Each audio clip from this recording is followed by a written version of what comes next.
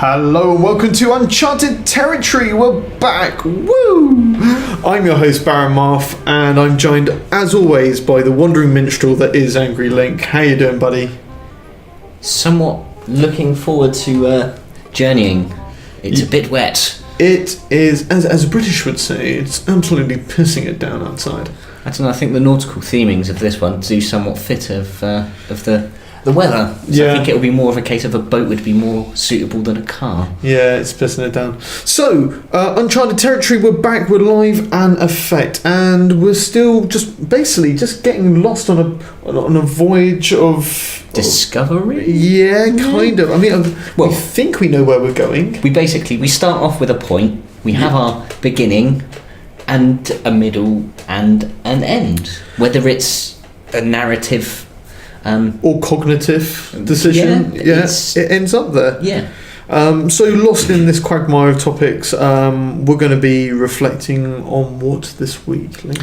Well, I've got a little stash of money that I've been putting aside. Ooh. Basically, my TV is on the fritz. I've lost one HDMI port. It just give up. It doesn't work anymore. Mhm. I'm down to one, to the point that to save myself having to buy a new TV like a month ago, I bought a HDMI splitter or a switch, Oh, so I nice can touch. continue to use 4 fucking items or 4 HDMI inputs and only one input on my telly. So I've got that money aside. But The clock's ticking. the switch. Ooh. Yeah. Do I basically go, yeah, I'll just buy something shit when it goes and then buy a Switch, or do I keep saving? And I thought You're talking about Nintendo Switch, aren't yeah, you? I am indeed. Oh yeah, not just another HDMI Switch. Yeah. Yeah. But I thought as an owner of a Switch yourself, you'd be in a good position to give us a quick views and thoughts of what you think. So obviously I've got a few little questions and kind of things. Let's dabble away. So first things first, obviously we always talked about in the run up to the release that the lineup, the release lineup was very, very sparse. I mean, admittedly you had Zelda there, so that's good for a couple of months, so you shouldn't really have to worry about anything. But what is the lineup looking like now, 7-8 weeks in? Couple of months down the line, yeah. So, Your release window. Yeah, The term you love so much. fucking release window is when it comes out. Yeah, tops of a week. But anyway, yeah, sorry. We've obviously left the beef a couple of days ago. Yeah, that was days ago. Let's just unchart the end of the week. So, do you know what? It's been surprisingly strong, actually. I really expected them to just be fumbling all over the shop and going, there's still a big game coming, I promise. Well, basically, shoveling as much sort of push to what's out. Oh, have you seen all of these great games that are out? And then don't worry, don't look too far in the future. Yeah. Because you still won't see anything. Because you'll see nothing. There's a big void of a window. And they did some scary things when they actually announced the release dates of the games. They said, TBD on ARMS. They put, something late for Mario Odyssey. It was all a bit like, oh, guys, what's going on? Mario Kart was not on a release, was not... I think they just said sort of April, early May or kind of thing. Yeah, they said it was in the release window. Yeah, and you're like, oh, no, what's happening to all these games? I know what's going to happen. What they're going to do is... Excuse me. You're welcome. They're going to drop out, basically. That's what's going to happen. Yeah. And lo and behold, they've actually kept a pretty tight release window. Yeah, because they've announced the release window for Splatoon 2 and ARMS That's right. the last couple of weeks, so that's all out now. And they're not like, great news, they're coming in 2017, which actually means they're coming Christmas because that's the best we can do. And then they'll slip because you've said 2017, and we all know that 2017 means not really 2017, like Shenmue 3. 2017 means like by the skin of my teeth. Yeah. 2017. Or 2017 means we're going to have to pull a Battlefield 4 and basically beg you to come and play our game because it's so broken. Yeah. Yeah. We're going to release that title. So, but they've not done that. They've been good. No, they've been pretty good. I mean, so there's been some pretty hot titles for me where I've just been like, actually, that's worth buying. What's going on? Obviously, what did you start up with? Because obviously there's, without any question, obviously you've talked about it before, Zelda was an essential day one purchase. So yeah, there's this game called Breath of the Wild, right? I don't know, you might have heard about it. There's a couple of others in the series. Yeah, and it's also on the Switch apparently. Yeah. So I tried that. Because I was very tempted to buy a Wii U just so I could play it. Much cheaper, much easier. Not if you get a CEX, it isn't. It was still retail, second hand game at retail price. Probably actually more expensive than Amazon. Nice touch. Wankers. They Anyway, are brave. I've got to leave that because we've left that a couple of days ago, and it seems I've not let go of it from then. You really need to let go. So yeah, I mean, there's obviously Breath of the Wild. If you haven't played it, play it. Moving swiftly on, and just released now, we've got Mario Kart 8 Deluxe. So two big Or Mario Kart 8 or some wacky variation. some Charles Marionette Yep. vocals. So we've got two big stellar lineups within 8 weeks of each other. Yeah. 6 weeks, which for Nintendo is fucking unheard of, even on a launch. Mario Kart, solid. Because we're talking about potentially buying this, let's talk money then, right? Yeah. So Breath of the Wild, reasonable copy, you're looking at 60 quid. Yeah, $60, 60 quid all day long. Right. Mario Kart Deluxe, 50 quid. Yeah. Right, digital copy. Yeah. We'll obviously we'll refer to it as what Nintendo are selling it from their own warehouse. But quickly following up these two big hitters, for me, is Kamiko. Yeah. Because it's just such, still playing it, can't get enough of it. Just the fact that I can just rinse through with different characters. Well, you talked about earlier in the week with on the B button, didn't Yeah, you? yeah. I mean, it really has caught your I attention. can't stop playing that game. It's just it's unbelievable, and the fact that Nintendo dropped the ball and released it for under a £5, it makes me cry with laughter. No, do you know what I think though? I think that's more of a case of Nintendo going like, no, you could definitely get 15 quid for that. That's a 15 quid game all day long. We charged 18 for snipper clips. Look, it's right there. It's on the you shop can front. get so much more for that, and they're like, no. We want our fans to really enjoy and get a really good value product, and we feel that this is the best value for it. It's like, no, but you can get like double or even triple. Yeah, you might only get 2/3, but you're getting twice as much money. And I just can't help but think that It would have been Reggie Fils-Aimé doing it. Yeah. Well, because you can't imagine old Shigeru. You No. wouldn't want to think such ill of him. He's No. just in there beavering away going, this is good. It's like when Jack Nicholson's in a movie and somebody says, who's the bad guy? It's like, it's Jack. Yeah. It's always Jack. But anyway, Moving on. moving on. Uncharted Territory, love it. Snipper clips. It was a day one release, and it's a day one purchase for us. Central purchase then. So we're up to 4. So we've got obviously 60 notes for Breath of Wild. Yep. 50 for Mario Kart. which you could probably find online a bit cheaper. Yeah, maybe. Snipper clips and Kamiko. Kamiko, £5. Call it rough numbers. Snipper clips, 18. Yeah. So yeah, there's 4 solid games, and not all of them are rip-offs. No, I mean Snipper clips. I was really surprised to see that only 18. The fact that it's a Nintendo published game as well. Mm. But again, let's be honest, it's a £5 game. Yeah. And the other one, which is worth looking at, Graceful Explosion Machine, sideways That was scrolling shooter. it was that really weird. £10. Yeah. Good little deal. And then you've got obviously some games which are multi. Alright, so this is the thing which kind of pissed me off a little bit. So they're multi-platform, yeah. You've got your likes of Shovel Knight, you've got your Wonder Boy, you've got Snake Pass, Lego Undercover, yada yada yada. Right. Are we going to touch on the pricing debacle? Yes, the pricing debacle on these. The one that's really easy to work out. My favourite one is Wonder Boy, because if you look at it in PlayStation, Sony's PlayStation Store, if you look at it on the Microsoft Store, $14.99. You look at it on the Switch, $17.99. Yeah. Or is it $15.99 and $17.99? But did it have a physical release? I don't know. Yeah, because that would definitely be one for the Switch at least. Buy it fucking digital. I think any game really that you want to keep, buy digital, because you will be paying, especially for the third party stuff and the indie stuff, you will be paying more for your game than you would on any other console. Oh, without a doubt.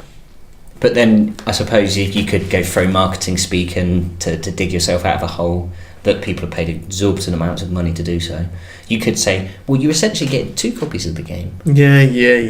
I know. I felt somewhat seedier, and I feel like I should go and have a shower now, because saying it, I almost feel creepy. It's dirty. It's a dirty place to be. I feel like Bill Hicks would tell me to kill myself right now.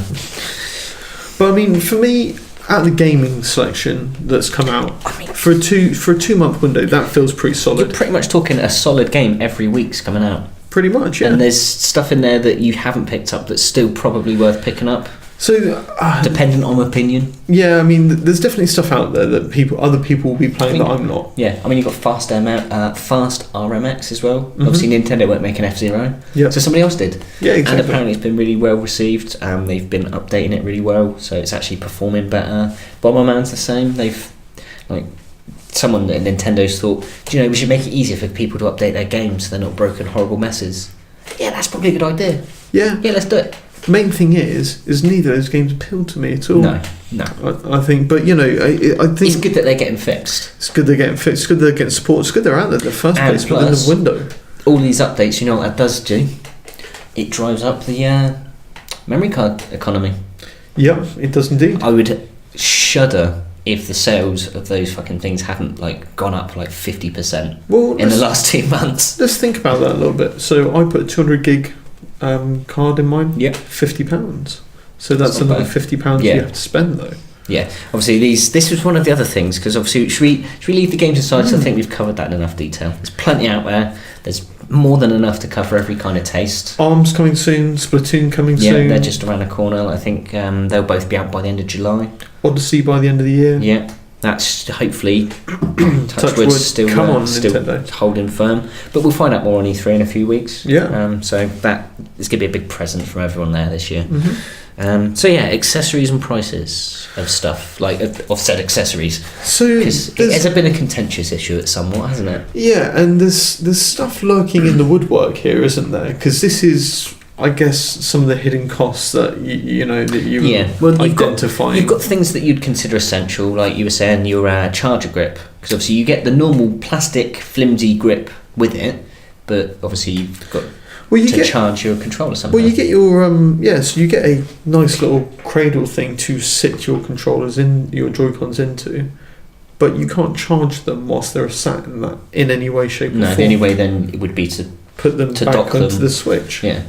So to get one which has a charging bit in it, no, just a means for the power to feed through from the controller into the Joy-Cons. Oh, right. So it charges those batteries.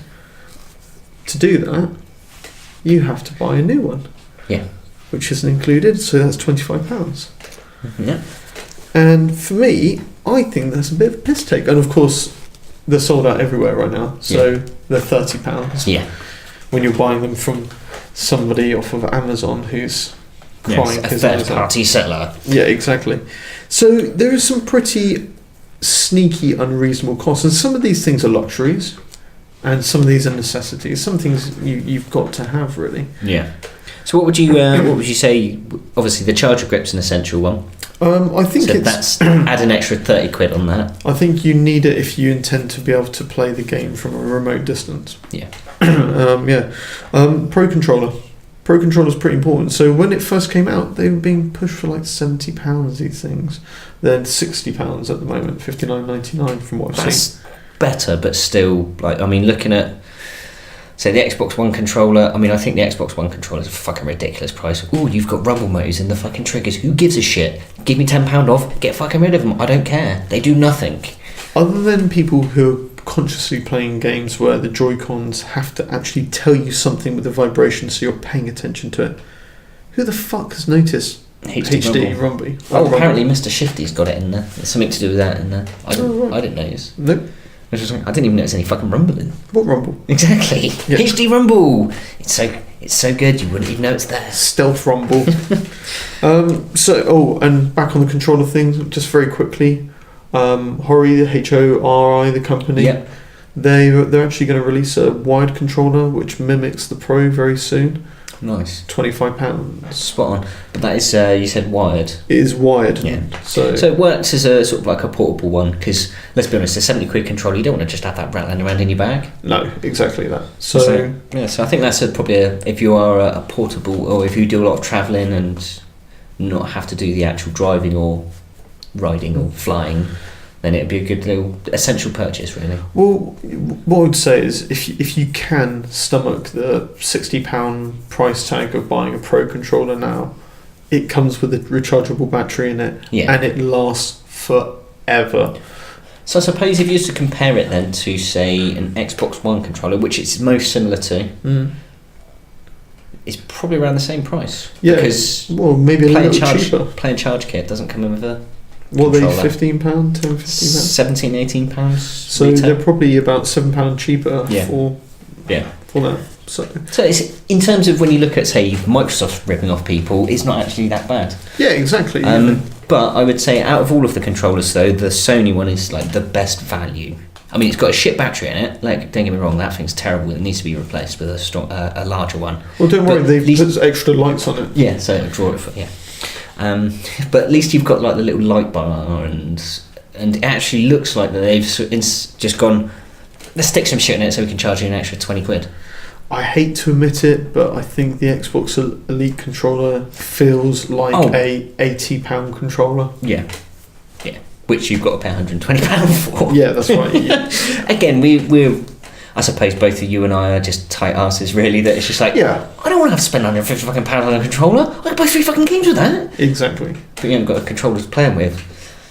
Shut up. Yeah. I'm going to go read a book. It's pretty essential you get certain things. Yeah. And, when you look at things like the Switch, one of the things you really need to think about is a case for it.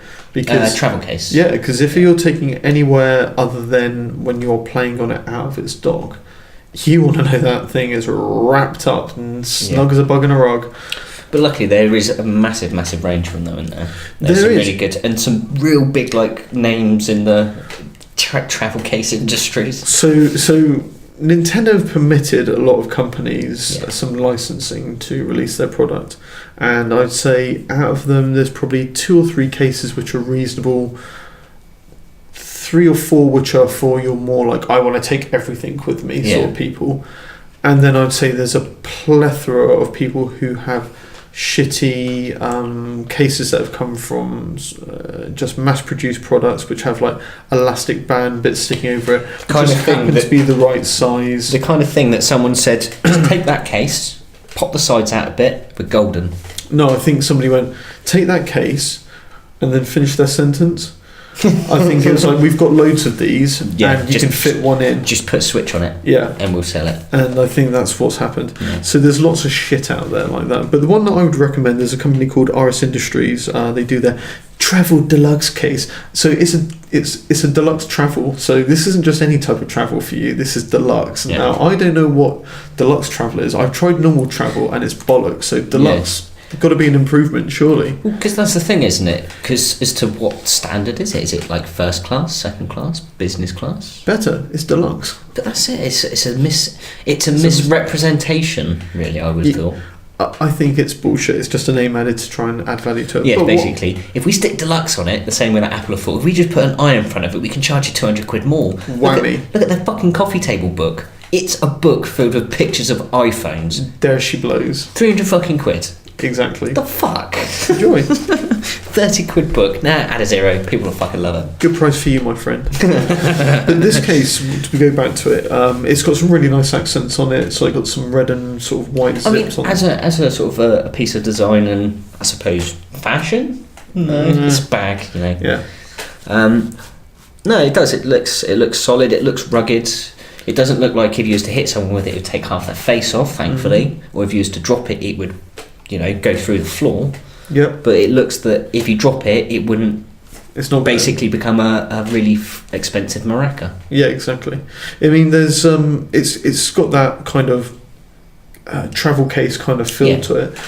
So it is still hard, and it's got moulding inside of it to shape which is to keep things in place. Screen cover, which has got the zippy bag in it, and also some room for cables and stuff like that. So yeah, all in all, I'd really recommend it. £25. That's a steal, really. If you can get hold of one, which by the way you can't, but if you can get hold of one, be prepared to pay 35. Yeah, 50. Yeah. So I have an eBay listing. Yeah, whammy. I don't go on eBay. Available at a good price. I'm on Gumtree. So, and I guess one of the other things that you're going to think about doing is with Mario Kart out, you're going to entertain getting some Joy-Cons. Yeah. Or you're going to entertain getting another controller. And this actually leaves you with a bit of a quandary with the Switch, because you ask yourself, do I get another Pro controller? Because that way, 2 people can play properly. Yeah. Or do you say, hold it, wait, I've got some Joy-Cons, if I've got 2 more, then 4 people can play in a shitty way? Yeah. But yeah, I think, like you say, with 2 Pro controllers, 2 people can only ever play.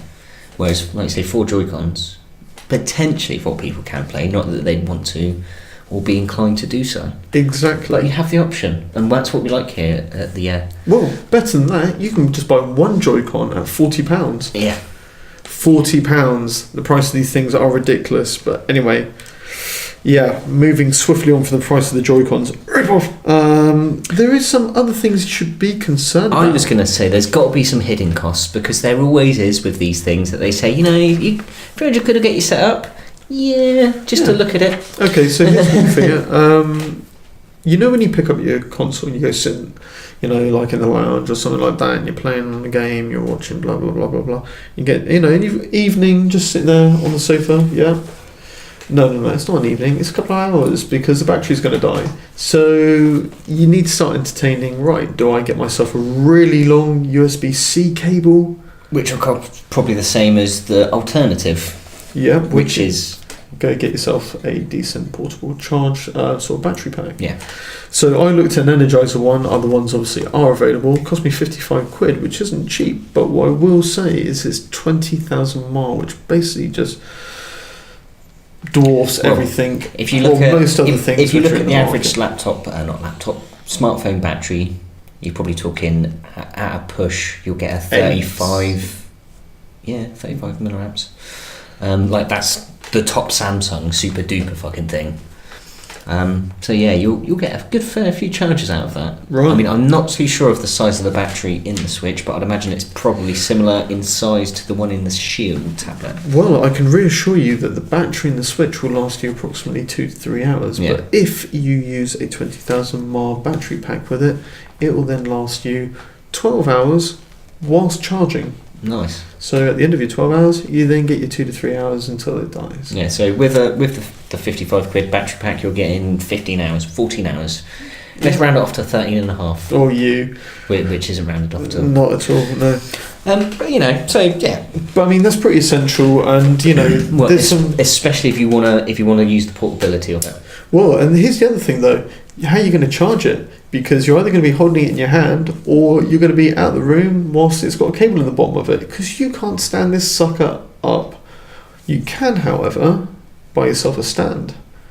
You say there's been almost what is it they call them? Is it a cottage industry arisen out of this? Like there's whole reams of people on Kickstarter flooding it with Nintendo Switch stands. Yeah, well, I don't like to be too crass, but it's not fucking surprising what happens when necessity kicks in, is it? Yeah. Well, this is. I mean, it's something very, very simple to fix. Because, like, say, for example, you've got the charger input. Just put it on a hinge. So it can go down and flat. So when you dock it, it's fine. But if you want, you can. I looked at a cable which had exactly that at the end of it, and whilst I was looking at the cable, I thought to myself, why didn't Nintendo fucking do this? Yeah. So it adds $3 to the cost per unit. Yeah.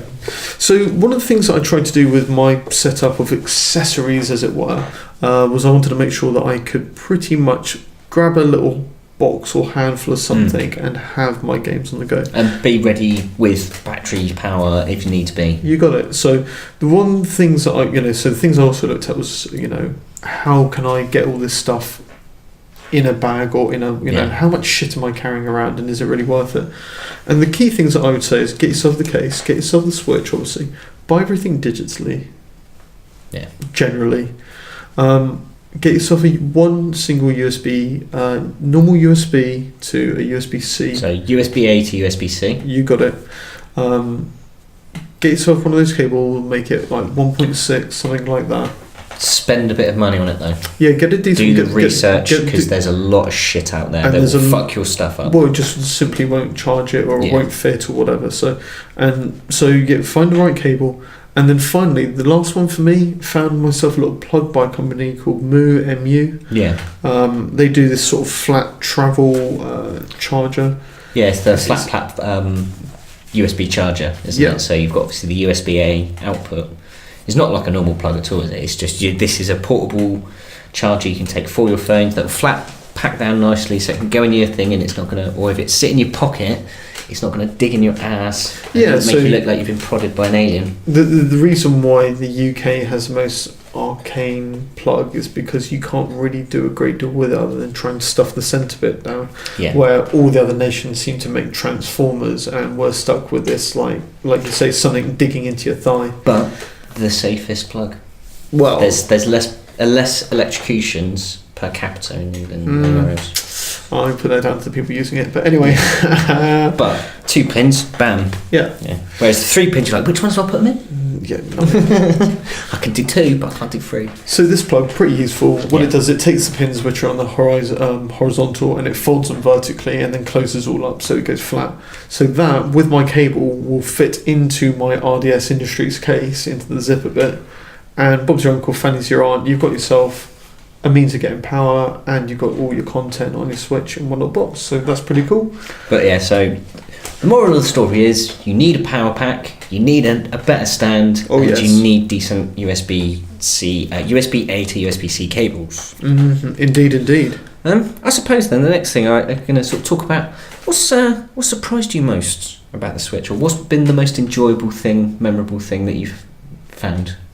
So I'd say without a doubt, for me, when it comes to playing the Switch, it's surprisingly that I have not spent a great deal of time in my gaming cave playing on it. So if I remember when we were talking about, obviously you were like, yeah, it's a day one purchase, blah blah, of what I've seen, I love, I'm going to get it, but you can fuck off if you think it's ever leaving that dock. Mm-hmm. It will sit there and collect fucking dust. I didn't say I was going to eat another hat, did I? I don't think so. You've still yet to eat that first one, by the way. I should pull you up on that, I might add. So yeah, it's actually been the different configurations. Exactly that. So well, obviously that kind of leads to my next point. Which configuration has been enjoyed the most? So the thing which surprised me the most is that gaming can be quite a reclusive. Yeah, I think that's the right way of saying it. Is reclusive. It's something where you are. I think it's gone that way in the last 10 years with the advent of online and the big player consoles. Obviously, Nintendo's always been about friendly family fun and getting around the sofa and having a giggle. But obviously, the likes of Xbox Live and all that, I don't need to come around and fucking waste half an hour walking around your house. I can just sit at home and give you shit. So there's two things, isn't there? There's sofa gaming and there's being in an environment with other people. Yeah. I mean, gaming's still very social, whether you're on your own or whether you're in a... Well, I think what we find nowadays, lots of people will be staring at their phone, doing some sort of a Line 3 Duels sort of game, tapping away with their thumbs. But what happens with console gaming is that you go to a location where you have a TV and a console, and you lock down on that, and you're in your own little one, blam, blam, Call of Duty, big explosions, rest of the family or the rest of the world somewhere else, and you're chatting to the people online. With the Switch... Obviously, with that element of picking up and taking it somewhere, it's been sat on the coffee table in the morning whilst I've been chatting, whilst breakfast is being ready. You've been doing the, yes, I am listening, dear. Mm-hmm. That's right. Really? Mm-hmm. Just throwing out random verbs and nouns and adjectives and hopefully getting away with it. Just shrining it up. It's got migrated to the lounge on a few occasions, So the partner can watch her crap TV? Yeah, that's right. Every man knows that suffer. It's something that I don't want to watch usually, but it's all right. I'm in my own little gaming world. And the main one, the one which surprised me the most is, the situations where you have somewhere to be and you're a few hours before you have to be there and you're like, well, I haven't really got time to go somewhere else and do that, so I'll just wait in between. No, now what you do is you go there. Or you think, I'll quite happily go there and make my way early. I'll leave at 3 o'clock in the morning because it gives me 6 hours to play Zelda. Park up and play Zelda. Nice. So that's probably been one of my more favourite configurations. Somewhat of a revelation then, because I mean we've been gaming long enough. I mean we've had Game Boys over the years. We've obviously moved on to smartphones, which generally does take up most people's portable gaming system. Yeah. I mean you even yourself have got a 3DS, but it's only unless you're going specifically travelling and you're going to be on a flight or a journey that you take it with you. It's not like it just sits in my bag and if I've got a couple of hours I can sit there playing on the DS. But it really has sort of almost revolutionised how you play your games or how you consume your games. I thought by now I'd be back on the PlayStation or the Xbox. I'd be there sort of back in my room. But actually, do you know what? I'm still taking it places and I'm looking for reasons to do so. Yeah. And I think that's really says a lot about it. So then, moving on from taking it to places. Yeah. Would you play with a random stranger in the advertised bar, airport, or party? Oh, right. You know, the PR things that they said, you can take it to a party and you can be an unsociable cunt there, but with a couple of people. Yeah, I mean, right. Obviously, you know, how fucking no way would I let anybody touch my So shit. it's basically then, just you want a little sign, if you want to play, 40 quid deposit. If you want to play, go buy one. Go buy a fucking Joy-Con. Yeah. I mean, like, are you going to give a 40 quid Joy-Con to a perfect stranger pissed out of his face in a bar? Speaking of cottage industries, Joy-Con rental. Bam. If you see someone with a Switch, just saunter up. He wants to play. I can rent him a controller if you Look, like. can I just remind everybody, they're called Joy-Cons. Like, the con of joy are these things. And the joy of the con. Yeah. I mean, So much joy. yeah. Right, so, Link, any final thoughts? I don't know, going back to my original question of TV or Switch, I'm kind of drawn. It's a tie, really. I could quite easily forgo not having a TV and having to being able to play my Xbox and PlayStation, just have a Switch and some Zelda. But at the same time, I know I need to get a new TV, so it's like, maybe just give it a couple more weeks and see what's what. So, I think I can completely understand why you're there. I mean, I would say that new platforms are always expensive. We know that, right? That's just a given. And it's never that everyone goes, oh my god, look at the price of the console. And if you're concerned about the price of the console, you shouldn't be fucking buying it. You're in major trouble because, like, you know, the rest of this shit is going to cost you some serious moolah. Did they not tell you about that? Yeah. No. Sorry about that. Exactly. So, you know, I would say, you know, buyer be warned, but if you put aside some of the minor teething issues like the charging port, you know, if you put that shit aside and you can get yourself set up in the way that you would like to play, which surprisingly might not be the way you expect, then it's a really nice place to be, and I'd say do it. I'm thoroughly enjoying it. Worth every hidden penny that you've had to spend?